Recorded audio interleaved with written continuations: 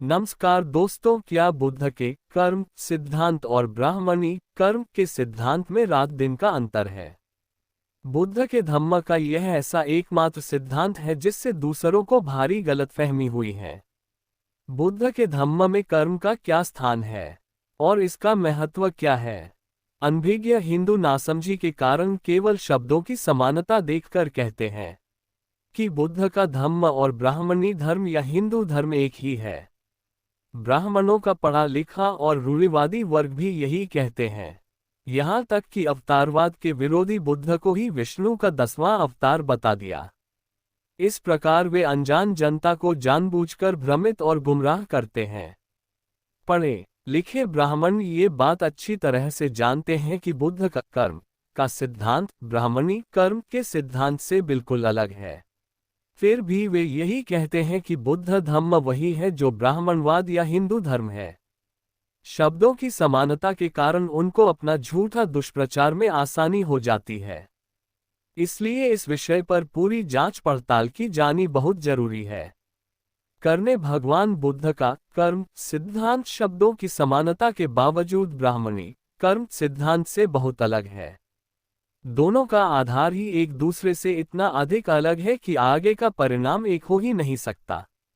दोनों के अलग अलग नतीजे ही होंगे।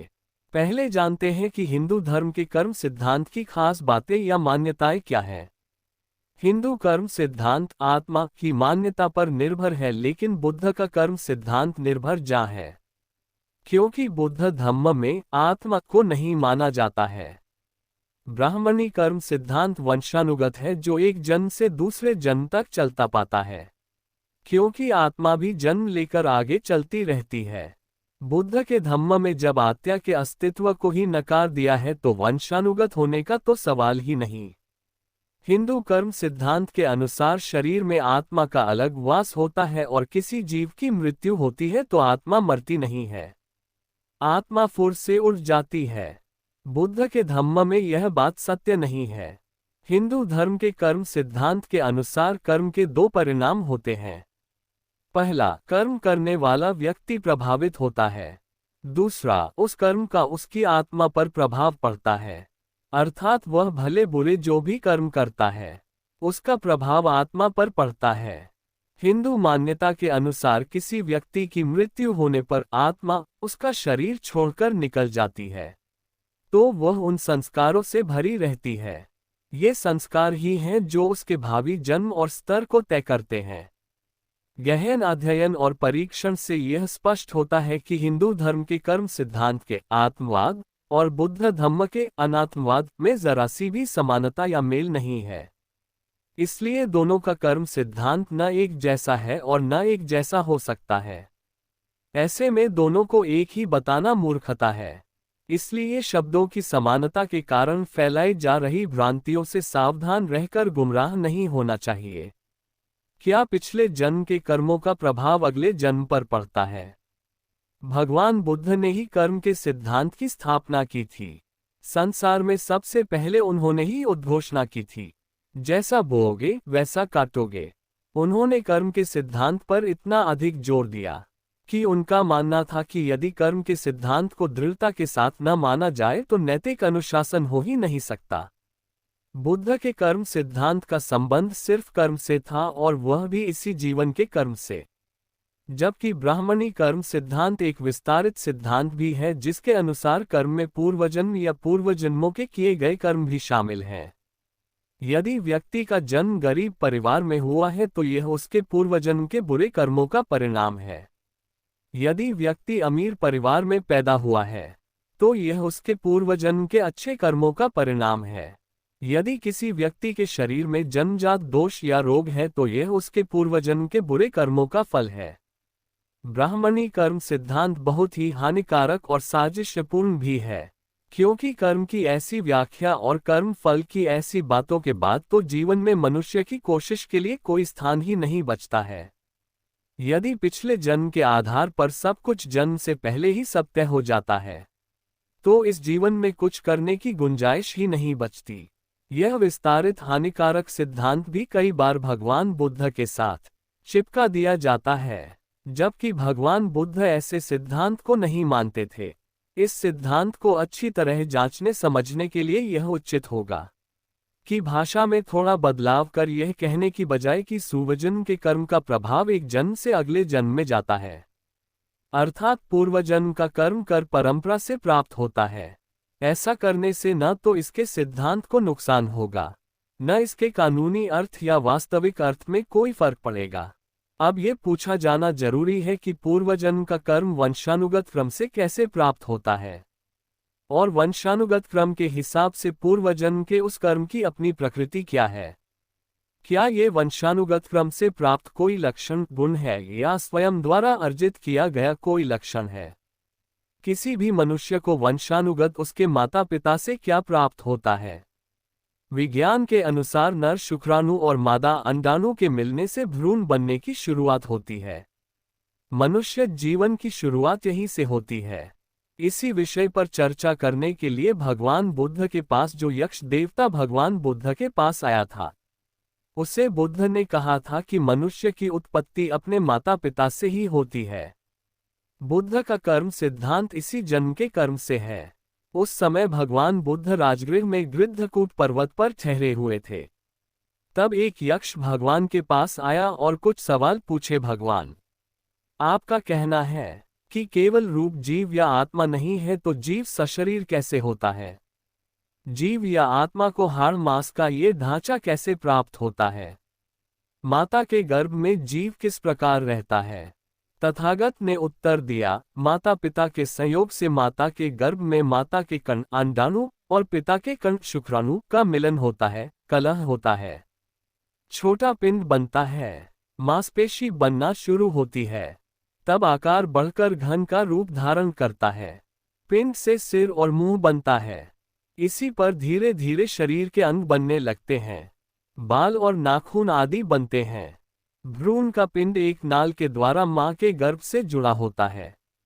मां के रक्त से नाल के माध्यम से पोषण ग्रहण करता है और भ्रूण मां के गर्भ में बढ़ता रहता है। ब्राह्मणी हिंदू सिद्धांत इससे बिल्कुल अलग है। इनका कहना है कि शरीर तो माता पिता से प्राप्त होता है, किंतु आत्मा नहीं। आत्मा तो शरीर में बाहर से प्रवेश करती है, लेकिन यह नहीं बताया कि कहां से प्रवेश करती है।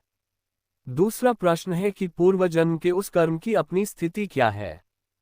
क्या ये वंशानुगत क्रम से प्राप्त कोई लक्षण है या स्वयं अर्जित किया हुआ कोई लक्षण है। जब तक इस प्रश्न का उत्तर नहीं मिले तब तक वंशानुगत क्रम के वैज्ञानिक सिद्धांत के अनुसार इसका परीक्षण नहीं हो सकता। यदि मान भी लिया जाए कि इस प्रश्न का इधर उधर का कुछ भी उत्तर संभव है, तो भी विज्ञान की सहायता से यह जान पाना कैसे संभव है कि यह तर्कसंगत और बुद्धिसंगत है या एकदम मूर्खतापूर्ण थ्योरी है। विज्ञान के अनुसार कोई संतान वंश परंपरा से अपने माता पिता के गुण प्राप्त करता है, जबकि ब्राह्मणी हिंदू कर्म सिद्धांत के अनुसार संतान अपने माता पिता से केवल शरीर प्राप्त करता है, इसके अलावा कुछ नहीं। इसके अलावा संतान का पूर्व कर्म उसका अपना किया हुआ कर्म है और वह अपने द्वारा अपने लिए ही स्वयं प्राप्त करता है। माता पिता बालक को कुछ नहीं देते हैं, संतान ही सब कुछ साथ लेकर आती है। ऐसा सिद्धांत असंगत या मूर्खतापूर्ण ही कहलाएगा। भगवान बुद्ध इस प्रकार की असंगति में विश्वास नहीं करते थे। भांते नागसेन और ग्रीक राजा मिलिंद की लंबी बातचीत के दौरान मिलिंद ने जानना चाहा कि क्या व्यक्ति अपने भले बुरे कर्मों के फल से मुक्त हो सकता है।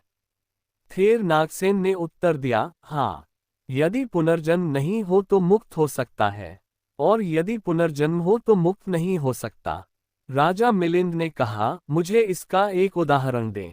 राजन, माना कोई व्यक्ति किसी के आम चुराता है तो क्या वह दंड का भागीदार होगा?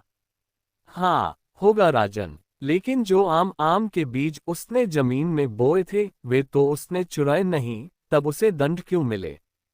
क्योंकि जो उसने चुराए थे वे उन्हीं में पैदा हुए थे जो जमीन में बोए गए थे।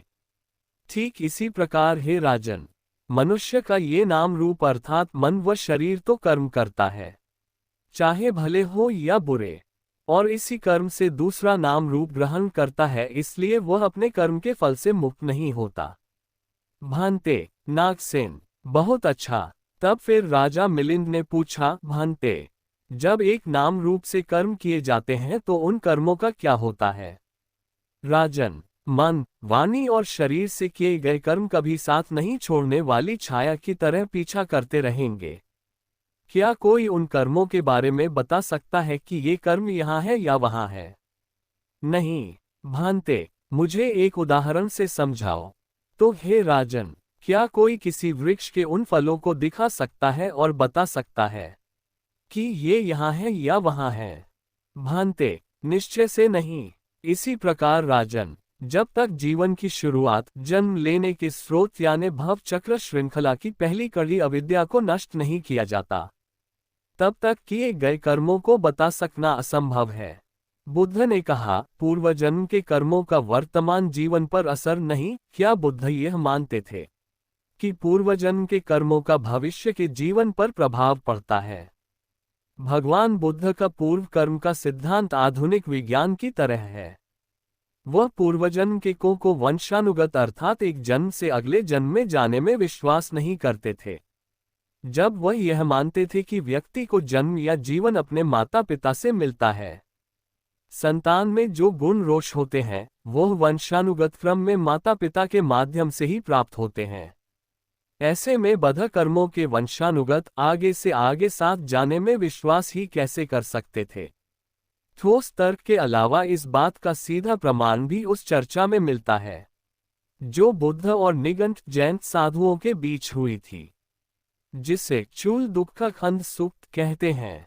इस बुद्ध बातचीत में भगवान बुद्ध ने कहा, निगंठों, तुम अपने सिद्धांतों शिक्षाओं की प्रशंसा करते हैं। तुम्हारा मानना है कि पिछले जीवन में जो पाप कर्म किए हैं उसे इस जीवन में शरीर को कष्ट देने वाली कठोर तपस्याओं द्वारा समाप्त कर सकते हैं। मन, वाणी और शरीर पर इस जीवन में संयम रखकर पूर्व जन्म के पाप कर्मों को समाप्त किया जा सकता है। इस प्रकार कठोर तपस्या द्वारा अपने पुराने सभी पाप कर्म नष्ट कर देने से और नए पाप कर्म करने से भविष्य बेदाग निर्मल हो जाता है। भविष्य साफ होने के साथ पूर्व भी साफ हो जाता है।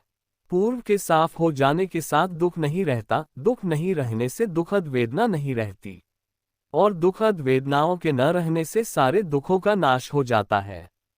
निगंठों ने उत्तर दिया, हाँ। फिर भगवान ने कहा, आदरणीय महानुभावों, क्या तुम जानते हो कि इससे पहले भी तुम्हारा जीवन था, या तुम्हारा जन्म पूर्व में नहीं था, अस्तित्व में नहीं थे? नहीं जानते। निगंठ संतों ने उत्तर दिया। क्या तुम जानते हो कि अपने पिछले जन्म में तुम सदोष थे अर्थात बुरे कर्मों से मुक्त नहीं थे? क्या ये जानते हो कि तुम इस या उस विशेष पाप कर्म के दोषी नहीं थे? नहीं जानते। निगंठ मुनियों ने फिर वही उत्तर दिया। एक अन्य अवसर पर भगवान बुद्ध जोर देकर कहते हैं कि एक व्यक्ति की वर्तमान दशा माता पिता से मिलने वाले वंशानुगत गुणों पर उतनी निर्भर नहीं करती जितनी उसके आसपास के वातावरण पर निर्भर करती है।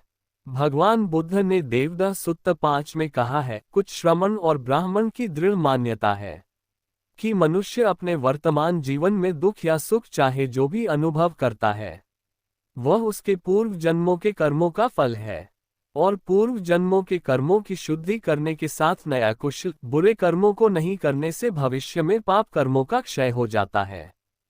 पाप कर्मों के नाश होने से दुख का नाश होता है। जब दुख का क्षय हो जाता है, दुखद वेदनाओं का क्षय हो जाता है, और जब वेदनाओं का नाश हो जाता है तो सभी दुखों का विनाश हो जाता है। ये निगंठों का मत है। यदि व्यक्ति के जीवन में परिवेश वातावरण के कारण दुख या सुख भोगने पड़ रहे हैं तो निगंठ ही दोषी हैं, वे ही जिम्मेवार है। यदि परिवेश आसपास का माहौल दुख सुख का कारण नहीं है तो भी वे ही दोषी हैं। भगवान बुद्ध के ये वचन इस विषय के संबंध में बहुत महत्वपूर्ण हैं। यदि बुद्ध पूर्वजन्म में विश्वास रखते हैं तो यह मानते कि सुख दुख पूर्व जन्मों के कारण है। फिर वह ये क्यों कहते हैं कि वर्तमान जीवन का सुख दुख वर्तमान परिस्थितियों और वातावरण के कारण होते हैं? पिछले जन्मों के कर्मों का फल वर्तमान या अगले जन्म में भी मिलता है। यह थ्योरी पूरी तरह से ब्राह्मणी धर्म की थ्योरी है। यह विचार ब्राह्मणी आत्मा की थ्योरी से पूरी तरह मिलती है, क्योंकि इसके अनुसार कर्म का आत्मा पर प्रभाव पड़ता है। लेकिन बुद्ध के धम्म में तो आत्मा को माना ही नहीं जाता है, तो उस थ्योरी का यहाँ कोई मेल नहीं खाता। ऐसा लगता है कि बाद में इसे उन लोगों द्वारा बुद्ध के धम्म के साथ जोड़ दिया गया जो यद् धम्म को ब्राह्मणी हिंदू धर्म जैसा ही बनाना चाहते थे, या वे ये जानते थे कि यह बुद्ध धम्म की थ्योरी है, जबकि भगवान बुद्ध कभी भी ऐसी थ्योरी की देशना नहीं करते थे। ब्राह्मणी हिंदू का ये सिद्धांत बहुत अन्यायपूर्ण और साजिश भरा नजर आता है। इसके अनुसार पिछले जन्मों के कर्मों के आधार पर ही अगले जन्म का दुख सुख तय होता है। आखिर इस सिद्धांत को बनाने और धर्म का प्रमुख विचार बनाने का क्या उद्देश्य रहा होगा? सिर्फ यही कि धर्म, शासन, सरकार व समाज को गरीब, पीड़ित, शोषित, वंचित वर्ग की दयनीय दशा के सुधार के प्रति उनकी जिम्मेदारी से मुक्त कर दिया जाना। जब ये धर्म का सिद्धांत बना दिया कि समाज में कोई गरीब, असहाय, बीमार, शोषित उसके पूर्व कर्मों के फल के कारण है, तो साधन संपन्न उच्च वर्ग को इस ओर ध्यान देने की जरूरत ही नहीं रहेगी। गरीब, दलित, मेहनतकश को गुलाम और गरीब ही बनाए रखने की साजिश के तहत यह अमानवीय व न्यायपूर्ण सिद्धांत तैयार किया है। करुणा के सागर और कल्याण मित्र कहे जाने वाले तथागत बुद्ध ने इस प्रकार के सिद्धांत का हमेशा विरोध किया। संसरण। भगवान बुद्ध ने कहा कि पूर्वजन्म होता है, किंतु साथ ही यह भी कहा कि संसरण नहीं है। इस तरह की देशना के बाद लोग यह आरोप लगाते थे कि बुद्ध आपस में दो विरोधी बातें कहते हैं। वे सवाल उठाते थे कि आत्मा के बिना पुनर्जन्म कैसे हो सकता है? आत्मा के स्थानांतरण बिना पुनर्जन्म कैसे संभव है? बुद्ध की शिक्षाओं के अनुसार यह विरोधाभास नहीं है, अर्थात आत्मा के स्थानांतरण के बिना भी पुनर्जन्म हो सकता है।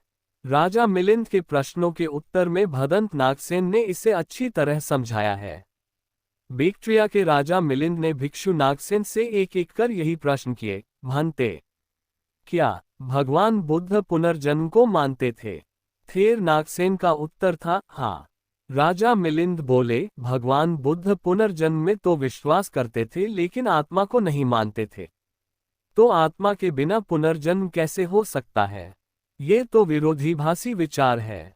थेर नागसेन बोले, हाँ, ऐसा जरूर हो सकता है, लेकिन भंते, ये कैसे हो सकता है? मुझे एक उदाहरण देकर समझाए। राजन, यदि कोई व्यक्ति एक दीपक को दूसरे दीपक से जलाए तो क्या ये कहा जाएगा कि एक का ट्रांसमाइग्रेशन यानी संसरण दूसरी जगह हो गया? भांते, निश्चय से नहीं। राजन, इसी प्रकार बिना ट्रांसमाइग्रेशन के भी पुनर्जन्म होता है। उदाहरण के लिए आपको कोई छंद या कविता याद होगी जो बचपन में आपने आचार्य से सीखी हो। तो क्या वह कविता आपके आचार्य के मुंह से निकलकर आपके मुंह में आई थी? भांते, निश्चय से नहीं। राजन, इसी प्रकार बिना ट्रांसमाइग्रेशन के पुनर्जन्म होता है। भांते, बहुत ठीक। कृपा कर यह भी बताएं कि क्या आत्मा जैसी कोई चीज है? थेर नागसेन बोले, सच्चाई तो यही है कि आत्मा जैसी कोई वस्तु नहीं है। भांते, बिल्कुल ठीक कहा, बहुत अच्छा। बुद्ध की शिक्षाओं में अहिंसा का महत्व। अहिंसा यानी जीव हत्या नहीं करना, ये बुद्ध की शिक्षाओं का महत्वपूर्ण अंग है। करुणा और मैत्री भावों से अहिंसा का गहरा संबंध है। तो भी प्रश्न उठता है कि क्या अपने व्यवहार में भगवान बुद्ध की अहिंसा सापेक्ष थी या निरपेक्ष थी? किसी दूसरे से संबंधित थी, निर्भर थी या निरपेक्ष थी, या स्वयं मौलिक थी? क्या अहिंसा का विचार सिर्फ शील मात्र था या एक सिद्धांत या एक नियम था? जो लोग भगवान बुद्ध की शिक्षाओं को मानते हैं, उन्हें अहिंसा को एक नैतिक बाध्यता या बंधन के रूप में स्वीकार करने में मुश्किल होती है। उनका कहना है कि ऐसी अहिंसा से बुराई के लिए अच्छाई का त्याग हो जाता है, दुर्गुण के लिए सद्गुण का त्याग हो जाता है। कई तरह की गलतफहमियां दूर करने के लिए अहिंसा की परिभाषा को स्पष्ट करना बहुत जरूरी है। बुद्ध के धम्म को मानने वाले देशों के लोगों ने अहिंसा को किस रूप में समझा और किस प्रकार व्यवहारिक जीवन में अपनाया, यह महत्वपूर्ण है और विचार किया जाना चाहिए। सिंगल देश श्रीलंका में धम्म और राष्ट्र पर संकट के समय अन्य नागरिकों के साथ स्वयं भिक्षु भी लड़े और उन्होंने लोगों को विदेशी आक्रमणकारियों के खिलाफ लड़ने को भी कहा। दूसरी ओर म्यांमार, बर्मा के भिक्षुओं ने विदेशी आक्रमणकारियों से लड़ने से इनकार कर दिया और लोगों को भी नहीं लड़ने के लिए कहा। ऐसे ही कुछ अन्य देशों में कुछ लोग मांस मछली को भोजन के अंग के रूप में स्वीकार कर लेते हैं तो कुछ नहीं।